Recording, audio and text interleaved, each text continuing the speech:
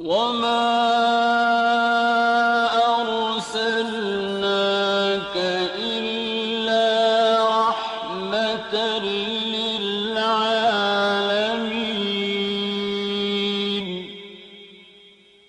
نبی کریم صلی اللہ علیہ وسلم بنی نوع انسان کے لیے اللہ کے آخری نبی ہیں، اور آپ پر نازل ہونے والی کتاب قرآن مجید اللہ تعالیٰ کی آخری کتاب ہے، لہذا نبی کریم صلی اللہ علیہ وسلم کی پاکیزہ زندگی امت مسلمہ کے لیے تا قیامت واجب الاتباع، رشد و ہدایت کا ابدی سرچشمہ اور ذریعہ نجات ہے۔ لقد كان لكم في رسول الله أسوة حسنة۔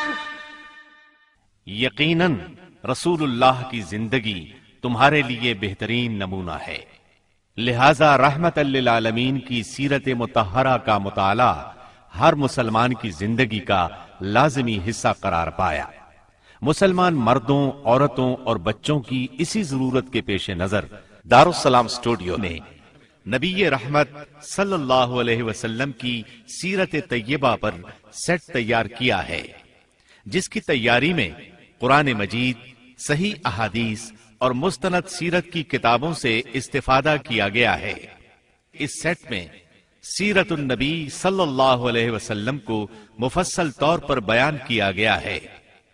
نبی صلی اللہ علیہ وسلم کی زندگی کے تمام پہلو اور واقعات ترتیب وار انتہائی دلچسپ انداز، خوبصورت آواز اور آسان الفاظ میں بیان کیے گئے ہیں۔ لیجئے سماعت فرمائیے رحمت للعالمین۔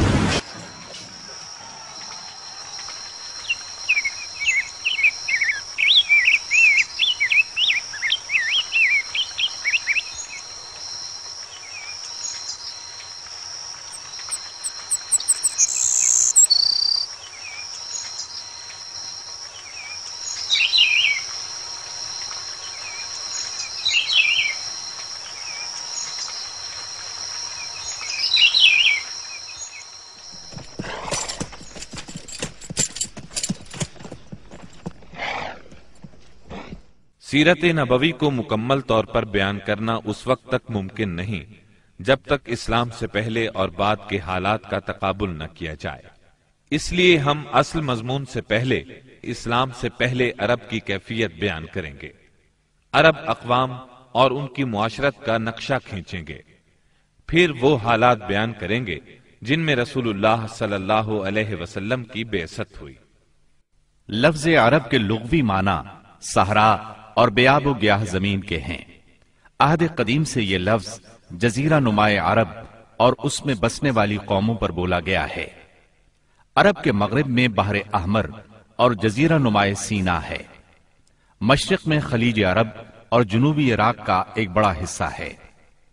جنوب میں بحر عرب ہے جو در حقیقت بحر ہند کا پھیلاؤ ہے۔ شمال میں ملک شام اور کسی قدر شمالی عراق ہے۔ ان میں سے بعض سرحدوں کے بارے میں اختلاف بھی ہے۔ کل رقبے کا اندازہ 10 لاکھ سے 13 لاکھ مربع میل تک کیا گیا ہے۔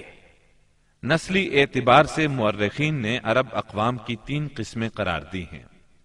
نمبر 1، عرب بائدہ، یعنی وہ قدیم عرب قبائل اور قومیں جو بالکل ناپید ہو گئیں اور ان کے متعلق ضروری معلومات بھی دستیاب نہیں، مثلا عاد، سمود، تسم، جدیس، عمالقہ وغیرہ۔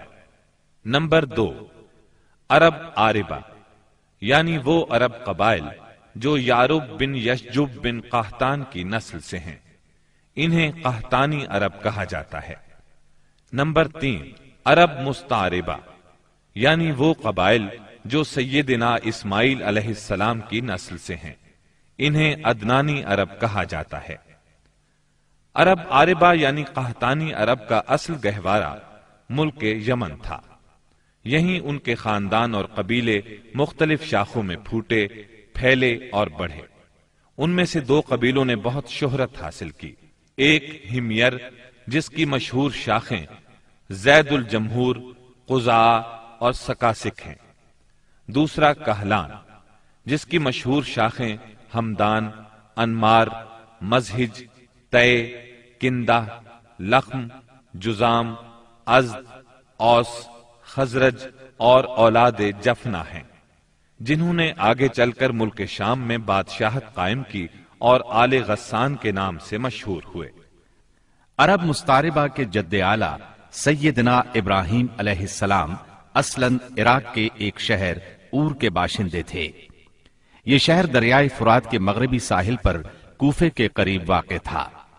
اس کی کھدائی کے دوران میں جو کتبے برآمد ہوئے ان سے اس شہر کے متعلق بہت سی تفصیلات منظر عام پر آئی ہیں، اور سیدنا ابراہیم علیہ السلام کے خاندان کی بعض تفصیلات معلوم ہوئی ہیں۔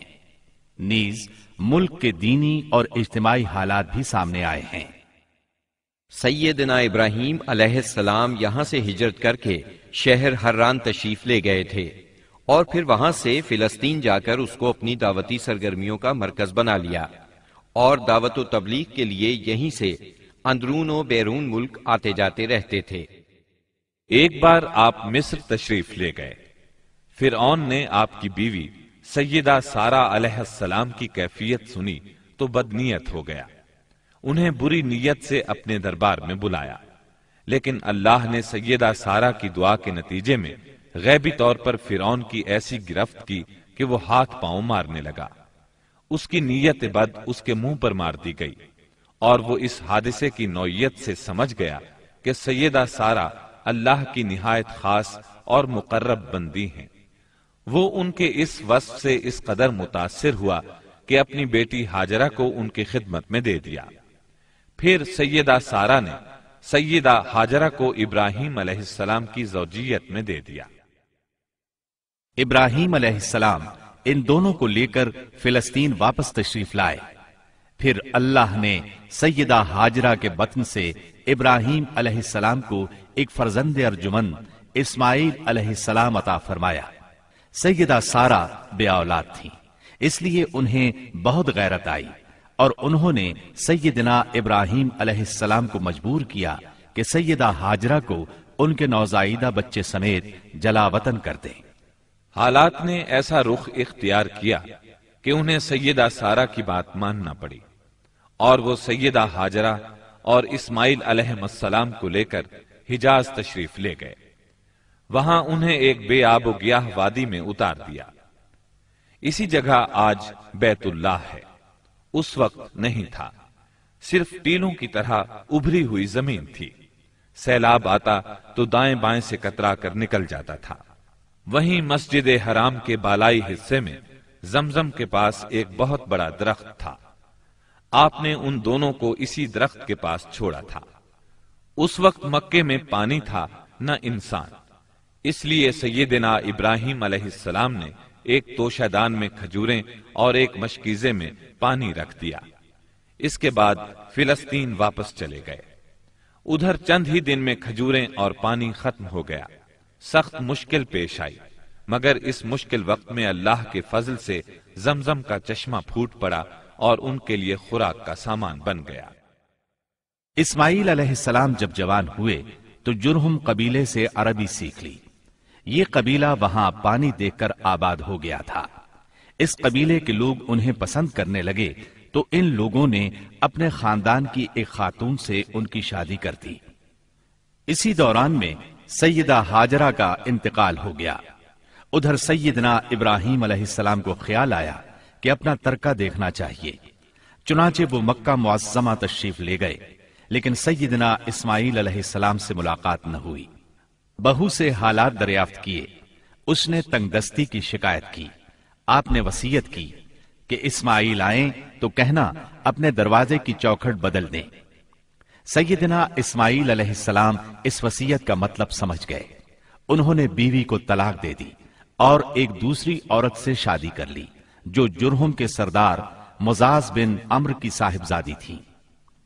उनकी दूसरी शादी के बाद एक बार फिर सैयदना इब्राहीम अलैहिस्सलाम मक्के तशरीफ ले गए, मगर इस मर्तबा भी सैयदना इस्माईल अलैहिस्सलाम से मुलाकात न हो सकी।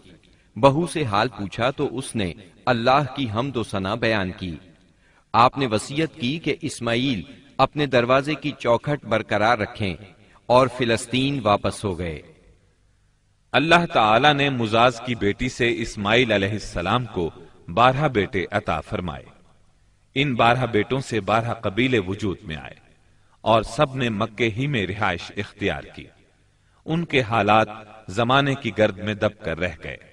सिर्फ नाबित और कैदार की औलाद गुमनामी से महफूज रही। कैदार बिन इस्माईल अलैहिस्सलाम की नस्ल मक्का मुअज्जमा ही में फैलती फूलती रही, यहां तक कि अदनान और फिर उनके बेटे माद का जमाना आ गया। अदनानी अरब का सिलसिला नस्ब सही तौर पर यहीं तक महफूज है। अदनान नबी सल्लल्लाहु अलैहि वसल्लम के सिलसिला नस्ब में 21वीं पुश्त में आते हैं। बहरहाल माद के बेटे नजार से कई खानदान वजूद में आए। दरअसल नजार के 4 बेटे थे और हर बेटा एक बड़े कबीले की बुनियाद साबित हुआ। चारों के नाम ये हैं: इयाद, अनमार, रबिया और मुजर।